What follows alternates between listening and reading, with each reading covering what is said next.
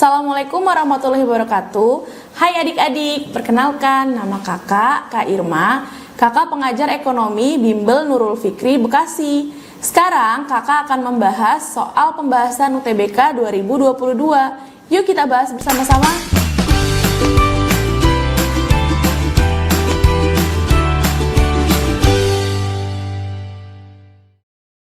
Nomor 46. Sebuah perusahaan yang beroperasi di pasar persaingan sempurna memiliki fungsi biaya total TC sama dengan 50 plus 2Q plus 4Q kuadrat, di mana Q adalah jumlah output. Diketahui harga output per unit atau P sebesar 42. Perusahaan akan memperoleh laba maksimum saat memproduksi output sebanyak. Nah, caranya untuk mencari laba maksimum, kita pakai persamaan MR sama dengan MC, di mana MR merupakan turunan dari fungsi TR dan MC merupakan turunan dari fungsi TC. Nah, untuk TR sendiri itu belum diketahui, jadi kita harus mencari terlebih dahulu.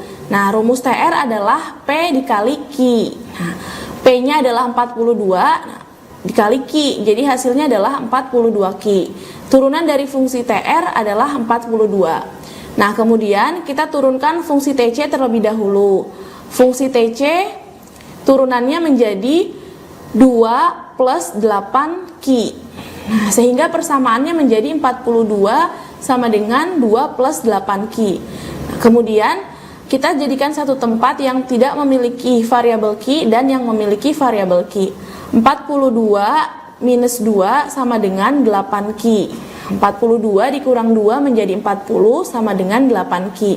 Sehingga Q-nya adalah 40 dibagi 8. Q-nya adalah 5. Jadi jawaban untuk soal nomor 46 adalah A. Kemudian soal nomor 47. Crowding out effect adalah keadaan yang menggambarkan. Jawaban yang tepat adalah yang C.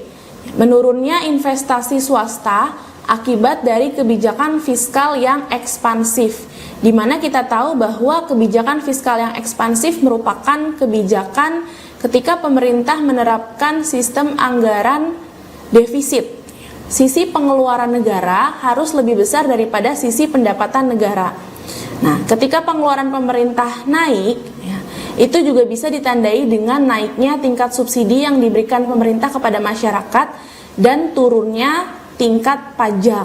Nah, dengan begitu akan menyebabkan investasi di bidang swasta menjadi turun. Jadi jawabannya adalah yang C. Kemudian nomor 48. Ciri pasar oligopoli. Yang pertama, kurva permintaan patah. Ya, jawabannya yang ini benar. Karena pada pasar oligopoli, bagian atas kurva akan berbentuk elastis dikarenakan adanya tingkat kepekaan masyarakat terhadap produksi di pasar oligopoli. Ketika satu perusahaan menerapkan satu kebijakan, maka akan diikuti oleh perusahaan yang lainnya. Sedangkan bagian bawah dari kurva oligopoli itu adalah inelastis, ya, dimana inelastis artinya tingkat keinginan masyarakat untuk barang di pasar oligopoli itu menurun. Yang kita ketahui bahwa pasar oligopoli itu pasar yang dimana ada salah satu produsen yang paling mempengaruhi produsen yang lain. Nah, sehingga segala keputusannya akan diikuti oleh perusahaan yang lain. Kemudian ciri yang kedua, perusahaan baru sulit memasuki pasar. Ini juga betul, karena pada pasar oligopoli terdapat persaingan yang tidak sempurna. Untuk menjadi pesaing di perusahaan tersebut butuh modal yang sangat besar, sehingga sulit untuk bersaing dengan perusahaan-perusahaan yang telah ada sebelumnya. Ciri yang ketiga, barang di perusahaan oligopoli itu ada yang sifatnya homogen dan ada yang terdiferensiasi. Bedanya apa? Kalau yang sifatnya homogen artinya tidak ada pembeda antara produksi satu perusahaan dengan perusahaan yang lain. Contohnya seperti kertas, kemudian besi, dan seng. Nah, kemudian ciri yang kedua barangnya terdiferensiasi. Nah, artinya untuk satu jenis barang itu ada beberapa mereknya. Ada beberapa merek yang menjadi pembeda. Nah, contoh barangnya adalah seperti operator seluler atau produksi mobil. Nah, itu adalah perusahaan yang bergerak di pasar persaingan oligopoli. Kemudian terdapat kerjasama kartel. Nah, ini juga benar. Kerjasama kartel merupakan kerjasama yang sifatnya saling menguntungkan antara dua perusahaan di pasar oligopoli. Jadi untuk soal nomor 48 semua jawabannya adalah benar, yang E. Kemudian nomor 49, tahap akhir dalam teori pertumbuhan Rostow adalah tahap. Teori pertumbuhan Rostow itu ada 5 tahapan yang menandakan bahwa suatu negara mengalami pertumbuhan ekonomi. Yang pertama adalah tahapan masyarakat tradisional, di mana cirinya masyarakat masih sangat sederhana, kemudian masyarakat terikat oleh adat, produksi hanya memenuhi kebutuhan sendiri. Tahapan yang kedua, prasyarat tinggal landas, mulai ada pertumbuhan dengan kekuatan sendiri. Kemudian tahap yang ketiga adalah tahap pertumbuhan tinggal landas. Jadi terjadi kenaikan investasi produktif yang tinggi, berkembangnya beberapa sektor industri, dan terciptanya rangka dasar politik. Kemudian tahap yang keempat, gerakan ke arah kedewasaan. Terjadi perubahan struktur industri dan keahlian tenaga kerja. Manajer profesional menjadi penting. Nah, tahap yang terakhir adalah konsumsi massa tinggi, di mana sebuah negara menunjukkan pengaruh kekuasaan ekonominya terhadap negara lain. Ya. Itu jawabannya adalah konsumsi massa tinggi. Jadi jawabannya yang D. Kemudian nomor 50, berikut ini adalah ciri-ciri badan usaha perseorangan, kecuali yang salah adalah yang C, sumber dana tidak terbatas. Nah, kita tahu ya bahwa perusahaan perseorangan atau badan usaha perseorangan itu merupakan bentuk badan usaha yang hanya didirikan oleh seorang. Modalnya sendiri, memimpin sendiri, bertanggung jawab atas segala pekerjaan dengan tujuan untuk mendapatkan laba. Adapun kelebihan dan kekurangannya, kelebihannya yang pertama organisasi yang mudah. Nah, adanya kebebasan bergerak bagi pemilik perusahaan. Kemudian keuntungannya jatuh pada satu orang saja. Kemudian pajaknya rendah, rahasia perusahaan lebih terjamin, ongkos organisasinya rendah. Kemudian pemilik dapat mengambil keputusan dengan cepat, dan keuntungan akan menambah semangat pemiliknya karena keuntungan menjadi tidak dibagikan kepada pihak yang lain. Adapun kekurangan dari badan usaha perseorangan, tanggung jawabnya tidak terbatas, ya. Tetapi besarnya modal menjadi sangat terbatas, ya, karena modal yang dimiliki oleh sendiri. Kemudian kelangsungan hidupnya tidak terjamin, kecakapan pimpinan yang terbatas, ya, sehingga perusahaan kemungkinan akan mengalami kemunduran, dan kerugian juga akan ditanggung oleh sendiri. Oke, jadi yang bukan cirinya adalah yang sumber dana tidak terbatas, ya. Itu merupakan ciri dari badan usaha persekutuan. Selanjutnya nomor 51. Faktor yang mempengaruhi tingkat konsumsi masyarakat adalah sebagai berikut, kecuali. Nah, ini berkaitan dengan materi permintaan dan penawaran, ya. Jadi faktor-faktor yang mempengaruhi permintaan konsumen terhadap suatu barang diantaranya yang pertama, harga barang itu sendiri. Semakin tinggi harga barang, maka semakin turun keinginan konsumen untuk membeli barang tersebut. Kemudian ada harga barang substitusi. Kemudian ada harga barang komplementer. Yang paling berpengaruh ada pendapatan konsumen, jumlah penduduk, selera, serta prediksi harga. Jadi tingkat konsumsi dan tingkat tabungan masyarakat, ya, itu dipengaruhi oleh pendapatannya, ya. Kemudian tingkat harga, kemudian ekspektasi masa depan, ya, itu benar ya. Tersedianya program dana pensiun yang masih berkaitan juga dengan tingkat pendapatan.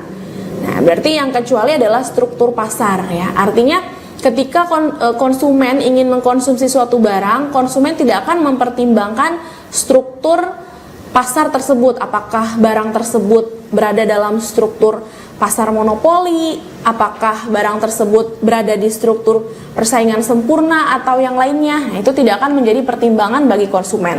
Maka jawaban yang tepat yang E. Selanjutnya nomor 52 ya. Jika nilai tukar rupiah terapresiasi terhadap nilai tukar dolar, manakah pernyataan di bawah ini yang benar? Nah, ini berkaitan dengan materi ekonomi internasional ya adik-adik. Apresiasi itu adalah naiknya nilai tukar rupiah terhadap nilai tukar dolar, atau sebaliknya, melemahnya nilai tukar dolar terhadap nilai tukar rupiah, di mana apresiasi ini berkaitan dengan kegiatan perdagangan kita. Jadi salah satu sebab rupiah terapresiasi bisa jadi ketika nilai ekspor Indonesia lebih tinggi daripada impor Indonesia. Itu bisa menyebabkan naiknya nilai tukar. Nah, naiknya nilai tukar ya bisa dilihat ketika nilai nominal rupiah semakin kecil. Jadi misalnya 1 dolar yang sebelumnya 13.500 rupiah kemudian berubah menjadi 1 dolar sebesar 13.000 rupiah. Nah, itu bisa menjadi tanda terjadinya apresiasi walaupun nilai nominalnya semakin kecil, tapi menunjukkan daya beli rupiah yang semakin meningkat. Nah, apa akibatnya? Nah, akibatnya bagi masyarakat luar negeri, harga barang di Indonesia itu semakin mahal, sehingga dampaknya kuantitas ekspor Indonesia akan menurun ya. Kemudian sebaliknya, bagi orang Indonesia, harga barang dari luar negeri itu semakin murah ya, dengan naiknya nilai tukar rupiah, sehingga menyebabkan kuantitas impor Indonesia akan semakin meningkat. Nah, ketika nilai impor lebih tinggi daripada nilai ekspor, itu akan menyebabkan neraca pembayaran Indonesia menjadi buruk ya, atau kita menjadi defisit gitu ya, defisit devisa. Nah, sehingga jawaban di soal nomor 52 yang paling tepat adalah yang C, 2 dan 4 ya. Apresiasi menyebabkan ekspor Indonesia menurun. Kemudian apresiasi itu dari nilai tukarnya 1 dolar 15.000 menjadi 1 dolar 10.000. Baik, kita lanjutkan soal nomor 53. Berikut adalah pernyataan yang tepat mengenai kurva indiferensiasi ya. Nah, indiferensi atau indifference curve. Nah, kalau adik-adik ingat bahwa kurva ini ada di teori perilaku konsumen ya. Jadi biasanya kurva indiferensi ini selalu bergandengan dengan kurva budget line ya. Nah, apa sih kurva indiferensi? Adalah kurva yang menggambarkan konsumsi terhadap dua jenis barang ya, menghasilkan tingkat kepuasan yang sama ya. Jadi konsumen itu kan tidak pernah mengkonsumsi hanya satu jenis barang ya, paling sedikit mengkonsumsi dua barang secara bersamaan. Nah, untuk konsumsi dua barang itu bagaimana caranya supaya kepuasan yang dihasilkan bisa mencapai titik yang paling maksimum ya. Nah, kombinasi dari konsumsi dua barang itu bisa digambarkan dalam kurva indiferensi. Nah, adapun ciri dari kurva indiferensi ya, sesuai dengan gambarnya. Yang pertama, kurvanya itu menurun dari kiri atas ke kanan bawah. Kemudian yang kedua, gambar kurvanya cembung ke arah titik origin atau ke arah titik nol. Kemudian yang ketiga, apabila kurvanya semakin tinggi atau semakin bergeser ke kanan atas, itu menunjukkan tingkat kepuasan yang semakin tinggi pula dari mengkonsumsi kedua barang tersebut. Karena kalau kurvanya semakin bergeser ke kanan atas, berarti tingkat jumlah dua barang yang dikonsumsi juga semakin banyak. Kemudian kurvanya tidak saling berpotongan ya. Jadi kalau yang berpotongan itu namanya kurva keseimbangan pasar ya, bukan kurva indiferensi. Nah, Sehingga jawaban soal nomor 53 yang betul adalah 1 dan 3. Ya, 2 dan 4 itu salah. Baik, selanjutnya nomor 54. Tidak seorang pun menjadi lebih baik, better off, tanpa menyebabkan orang lain menjadi lebih buruk, ya, worse off. Nah, ini merupakan konsep yang disebut, ya. Jadi dalam teori ekonomi ada yang namanya konsep Pareto optimum, ya. Oke, Pareto optimum. Tidak seorang pun menjadi lebih baik tanpa menyebabkan orang lain menjadi lebih buruk. Adapun istilah-istilah yang lain seperti Pareto improvement, ya. Nah, jadi adalah perpindahan, ya, perpindahan keadaan orang-orang gitu ya dari posisi awal yang kurang baik ke posisi yang kedua, ya, di mana posisi yang kedua itu dia lebih baik, ya. Ya, di mana setiap individu merasa lebih baik tanpa membuat satu individu merasa kurang baik. Kemudian adapun istilah lain ya seperti population optimum, ya, adalah jumlah penduduk yang sebaik-baiknya berdasarkan daerah tertentu gitu ya. Jadi ada ukuran ideal luas suatu daerah, ya, dengan jumlah ideal penduduknya dalam daerah tersebut. Kemudian ada istilah social welfare, ya, ini adalah kesejahteraan sosial. Kemudian ada pun istilah lain, ya, efisiensi optimality, ya. Jadi sebuah kondisi di mana sudah tidak mungkin lagi mengubah alokasi sumber daya untuk meningkatkan kesejahteraan pelaku ekonomi tanpa mengorbankan pelaku ekonomi yang lain, ya. Jadi artinya ketika kita berusaha untuk meningkatkan kesejahteraan kita, maka artinya kita akan mengorbankan pelaku yang lain gitu ya. Ini juga sama dengan konsep persaingan sebetulnya ya. Oke, baik, jawabannya yang C. Kemudian nomor 55 ya, masih tentang konsep dasar ekonomi. Jadi berpindahnya produk dari suatu wilayah ke wilayah lainnya akan menciptakan, ya. Nah, ini namanya adalah konsep nilai guna barang, ya, atau utility. Jadi suatu barang itu kita gunakan karena dia ada nilai gunanya gitu ya. Nilai guna yang dimaksud itu nanti tergantung dari jenis barangnya. Yang pertama, ada yang disebut form utility atau nilai guna bentuk, ya. Jadi suatu barang baru bisa kita gunakan kalau dia udah berubah bentuk. Misalnya kayu. Nah, kayu atau kayu gelondongan, ya, itu tidak berguna bagi kita. Tapi ketika kayu kita ubah menjadi kursi, menjadi meja, nah itu menjadi berguna. Kemudian ada nilai guna waktu, time utility, ya. Jadi berdasarkan waktu tertentu.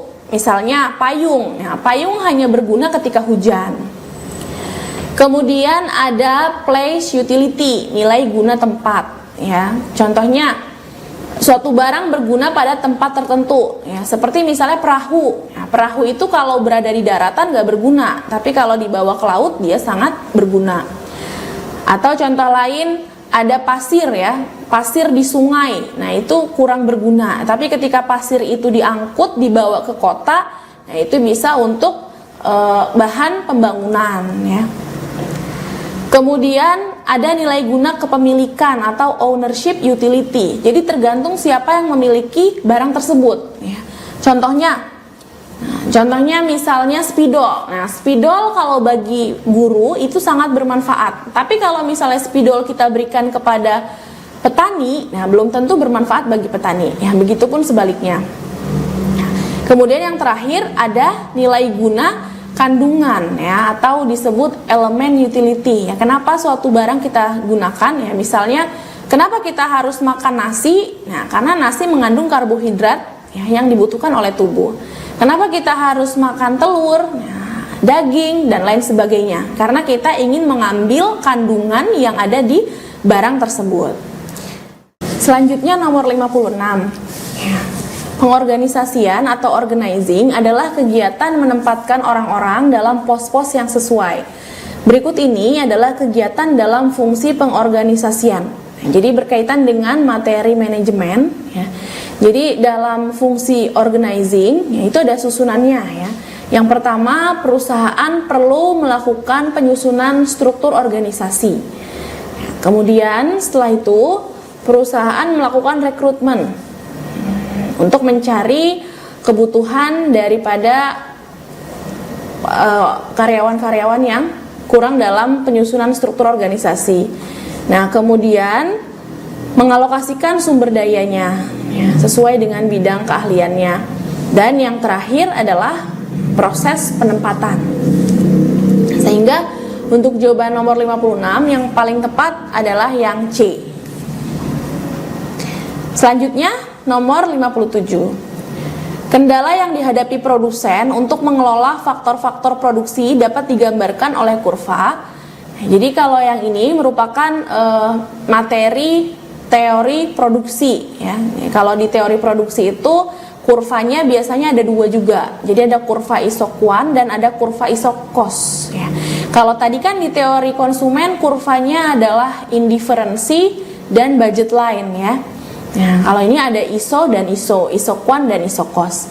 Nah, yang pertama apa sih isokuan itu? Ya, isokuan itu kan kurva yang menggambarkan kombinasi dua jenis input variabel untuk menghasilkan sejumlah output yang sama gitu ya. Jadi karena teori produksi berarti berkaitan dengan produsen dalam rangka pengalokasian faktor produksi. Nah, tapi kalau isokuan itu tidak ada kendala ya, karena produsen itu hanya memperhitungkan antara input dengan output gitu ya. Nah, yang menjadi kendalanya adalah isokos ya. Kenapa kendala? Karena isokos berkaitan dengan biaya produksi yang harus dikeluarkan oleh perusahaan ya. Dimana kurva isokos itu adalah kurva yang menggambarkan berbagai kombinasi penggunaan dua jenis input dengan biaya yang sama ya. Jadi kalau produsen ingin melakukan perpindahan dari kombinasi dua jenis input tersebut perlu memperhitungkan biaya ya. Biaya itu nggak boleh melebihi daripada budget yang dimiliki produsen dan tidak boleh juga kurang ya. Gimana caranya supaya dimaksimalkan? Nah, sehingga jawaban yang paling tepat adalah yang B. Nah, untuk pilihan yang lainnya, di sini ada kurva production possibility curve ya. Jadi kurva kemungkinan produksi ya. Dengan faktor produksi yang dimiliki suatu negara ya, bagaimana caranya supaya output yang dihasilkan itu bisa semaksimal mungkin, seefisien mungkin. Adapun angel curve ya, itu kurva yang menunjukkan hubungan tingkat pendapatan dengan konsumsi ya. Jadi semakin tinggi pendapatan, semakin tinggi konsumsi masyarakat ya. Begitupun sebaliknya, semakin rendah pendapatannya, maka semakin rendah juga tingkat konsumsinya. Ya, jawabannya yang B. Selanjutnya nomor 58 ya. Indeks Gini yang digunakan untuk mengukur ketimpangan distribusi pendapatan suatu negara mempunyai nilai. Jadi indeks Gini itu adalah angka indeks dari 0 sampai dengan 1 ya. Nah, jadi jawabannya yang C ya. Angka indeks ini didapatkan dari perhitungan dalam kurva mengukur tingkat kesejahteraan ya, distribusi pendapatan ya. Oke, namanya kurva Lorenz. Nah, kalau misalnya angka indeks itu semakin mendekati 0, artinya semakin kecil ketimpangan ya.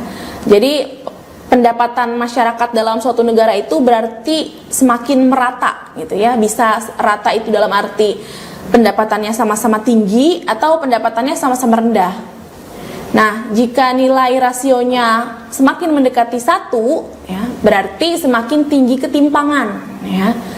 Nah, tinggi ketimpangan tuh artinya dalam suatu negara tersebut ada yang pendapatannya rendah banget, ada yang pendapatannya tinggi banget. Nah, itu namanya ketimpangan ya. Nah, angka yang lebih pastinya adalah 0 sampai dengan 0,3 itu menunjukkan ketimpangannya rendah ya. 0,3 sampai 0,5 itu ketimpangannya sedang atau moderat. Kemudian 0,5 sampai dengan 1 yaitu ketimpangannya tinggi ya. Jadi jawabannya C. Selanjutnya nomor 59 ya. disajikan data ya, data tentang persediaan barang dagang pada bulan Juli 2016. Ya. Nah, yang ditanyakan adalah berdasarkan data tersebut, jumlah persediaan barang dagang yang tersedia untuk dijual pada tahun tersebut ya, atau biasanya kalau di soal itu kita biasa sebut BTUD ya, barang tersedia untuk dijual. Nah, rumus BTUD yang perlu kalian ingat adalah persediaan awal ditambah pembelian bersih. Ya, di mana persediaan awal sudah diketahui nilainya, yaitu 750.000 ya. Nah, sedangkan pembelian bersih itu nilainya harus kita jabarkan ya. Pembelian bersih itu sendiri terdiri dari pembelian ditambah beban angkut pembelian dikurang retur pembelian dan dikurang potongan pembelian ya. Nah, berarti nilai pembeliannya adalah 3.500.000 ditambah beban angkutnya 300 ya, dikurang retur dan potongan pembelian, langsung kita jumlahkan adalah 450 ya, sehingga jawabannya adalah 4.100 yang C. Ya. Baik, untuk soal terakhir, soal nomor 60. BUMN merupakan badan usaha yang dimiliki oleh pemerintah dan juga didanai dengan menggunakan anggaran negara. Pemerintah menganggap penting untuk mendanai BUMN karena ya, jadi ini berkaitan dengan materi APBN ya. Ya, di mana BUMN merupakan salah satu daripada sumber penerimaan negara ya. Nah, sehingga pemerintah penting gitu ya untuk mendanai BUMN dan mengelola BUMN dengan baik ya. Jadi kalau yang adik-adik ketahui ya, bahwa sumber dana atau sumber penerimaan negara dalam APBN itu terdiri dari 3 pos. Yang pertama adalah penerimaan pajak ya. Nah, pajak itu sumber utama penerimaan negara. Jadi hampir 98% penerimaan negara berasal dari pajak. Nah, di mana pajak itu terbagi menjadi 2. Ada pajak dalam negeri ya. Dan ada pajak luar negeri atau pajak perdagangan internasional dari ekspor dan impor. Nah, pos yang kedua adalah pos penerimaan negara bukan pajak ya. Jadi kalau penerimaan negara bukan pajak itu dari penerimaan sumber daya alam ya, seperti minyak bumi, gas alam ya, pertambangan, perikanan gitu ya. Kemudian ada bagian laba BUMN ya. Kemudian ada kegiatan pelayanan yang dilakukan pemerintah dan dari pengelolaan kekayaan negara lainnya. Dan pos yang terakhir dalam penerimaan negara adalah pos hibah ya. Jadi hibah itu adalah hadiah atau sumbangan dari negara lain ya, tanpa balas jasa ya. Jadi jawaban yang tepat untuk soal 60 ya, pemerintah menganggap penting untuk mendanai BUMN karena jawabannya yang A, keuntungan dari BUMN merupakan salah satu sumber penerimaan negara. Alhamdulillah adik-adik, kita sudah membahas semua soal ekonomi. Semoga dapat dipahami dengan baik. Kurang dan lebihnya kakak mohon maaf. Sampai berjumpa lagi. Kakak akhiri, Assalamualaikum warahmatullahi wabarakatuh.